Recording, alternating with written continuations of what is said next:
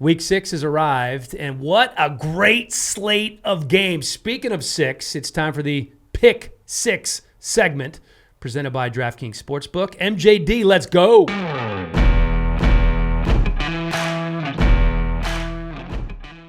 All right, let's start with the games here. Cleveland 4-1 at Pittsburgh. Yeah. This is unlike last weekend.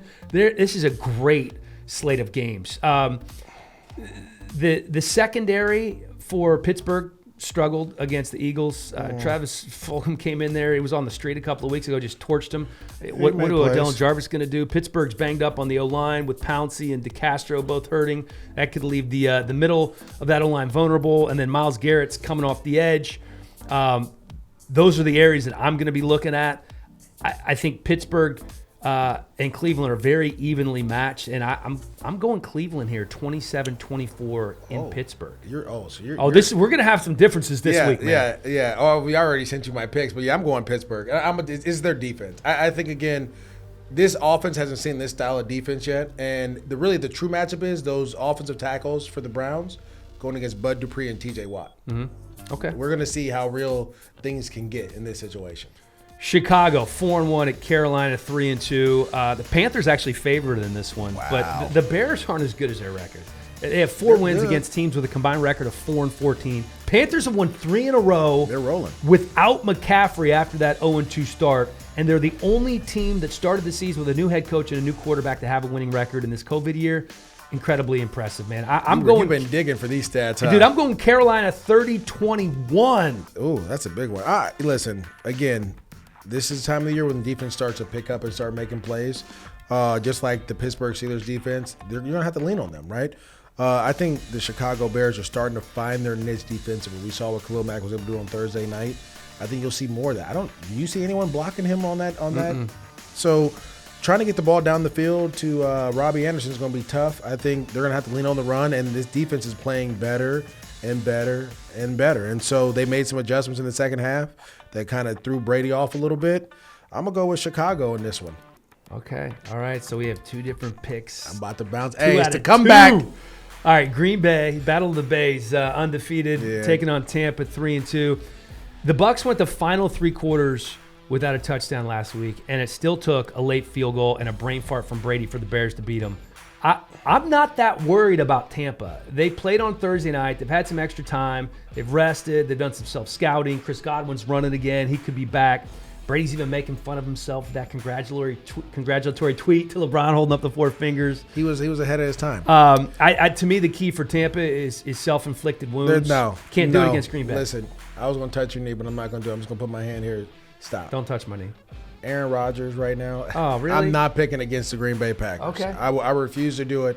Aaron Rodgers can come there on fire, and you get Devontae Adams back. I get it. The defense is, playing better, but this offense isn't the Chicago Bears. I hear you. And be ready for Aaron Rodgers to come to go. So I'm going to pick the Packers in this one. All right. I'm taking Tampa Bay. You switched? 32-28. Yeah, I put it in there wrong. I put it in there wrong. Oh, you switched it. Okay. Yeah, I think Tampa's going to slow Rodgers down, and Brady bounces back 32-20. Oh, my God, we have 3 different picks. Oh, you're going to catch me or I'm going to destroy you. Rams at 49ers. Yeah, Ramley. Listen, Jared Goff with a run game is like a nice filet with a great bottle of red. Just so much better. I mean, this run game, Henderson, Brown, and Akers have the Rams back in the top 10. They're 7th in the league in rushing. This is a different offense, man, when they run the ball, isn't it? Hey, listen, I call their games all the time. I've been around this team. It was a lot of questions and concerns when they let Todd Gurley go, but you draft Cam Akers. You have Darrell Henderson in his second year. Malcolm Brown is doing his thing as well. And they have a great role. Everyone plays their role. And as long as they can continue to run the ball the way they're running, and they went to the D.C. and handled the football team against a tough – now let's talk about it. The Washington football team's defense is one of the top against the run. And they just, picked them apart up and down the field. It looked like it was a scrimmage out there. So sometimes the Rams play up and down. I see in your notes you say this game is in L.A., but it's not. It's in the Bay. Oh, thank you. Just to give you a heads up. But still, even with that being said, the Niners they're on the downward right now. A lot of injuries. Things just aren't looking well for them. Yeah, Jimmy G is kind of regressed. Well, and the quarterback issues, they're something that need to be answered. Listen, they have a 7-game stretch coming up against the Rams, the Patriots, the Seahawks, Packers, Saints, Rams, and Buffalo. Okay, they were trounced by Miami in a get-right game. Jimmy G was benched. I love Kyle. I just think, and he's overcome so much adversity before. I just think with that schedule, they're staring 7-9 in the face, and I think this is a 30-20 Rams win. Ooh, that's a big, I got the Rams. I ain't going to say no score, though. But okay, that's fine. All right, 2 Monday Night Football games. Kansas City at Buffalo. Yeah. KC coming off that loss to the Raiders. So is Buffalo coming off a whooping too. Bills get smashed. They need Tre'Davious White back. They need John Brown back. They need everybody back. It's not going to be enough. KC's not losing 2 in a row. They better not, because I'm picking KC too. Okay, all right. 38-28. So that's 2 in a row. The last one we don't got to talk about. I mean, listen, let's just be honest. I get it. Arizona and Dallas? Chandler Jones out for the year with the biceps. That's not good for them. That hurts them. But listen, Kyler Murray versus Andy Dalton.